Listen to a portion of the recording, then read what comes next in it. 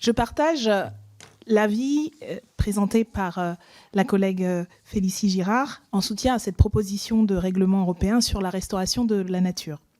Nous avons conduit une quinzaine d'auditions de tout type d'acteurs, ministères français, ONG, associations d'agriculteurs, institutions européennes. La très grande majorité s'est accordée sur l'importance majeure de ce texte. Notre écosystème global est en état d'urgence écologique. Les bouleversements climatiques, conséquence de trop nombreuses émissions de gaz à effet de serre provoquées par les activités humaines, ont atteint un niveau tel qu'ils menacent la survie des espèces dont la nôtre. La dégradation de la qualité des sols et leur artificialisation, ainsi que la pollution par les pesticides et les rejets industriels, participent de la disparition d'habitats naturels tout en fragilisant l'agriculture.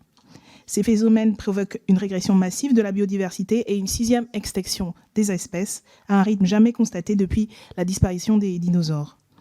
1 million d'espèces animales et végétales, soit 1 sur 8, sont menacées d'extinction à court terme. Nous devons prendre ce problème à bras-le-corps.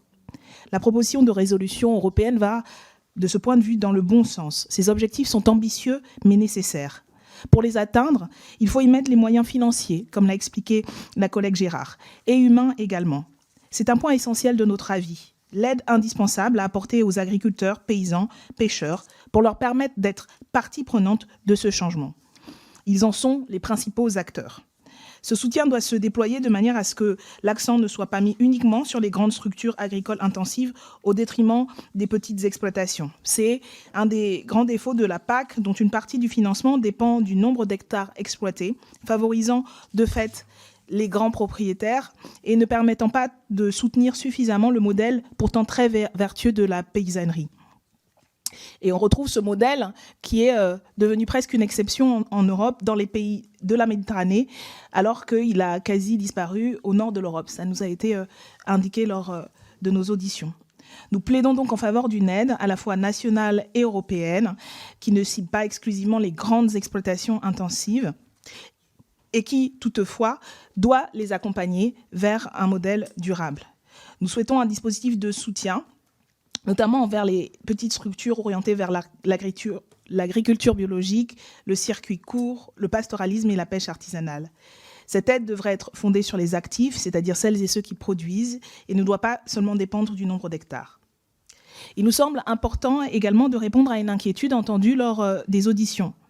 La restauration de la nature ne va pas à l'encontre de l'objectif de sécurité alimentaire. Les deux objectifs vont de pair. Pour ne citer que 2 exemples. Si nous parvenons à inverser le déclin des populations de pollinisateurs d'ici à 2050, nous faciliterons la reproduction des végétaux, favorisant de ce fait les récoltes. De même, interdire la pêche dans certains espaces permet aux espèces de se reproduire plus largement et de grandir. Les pêcheurs l'ont bien compris puisqu'ils s'interdisent eux-mêmes certaines techniques et demandent de renforcer la législation à ce sujet.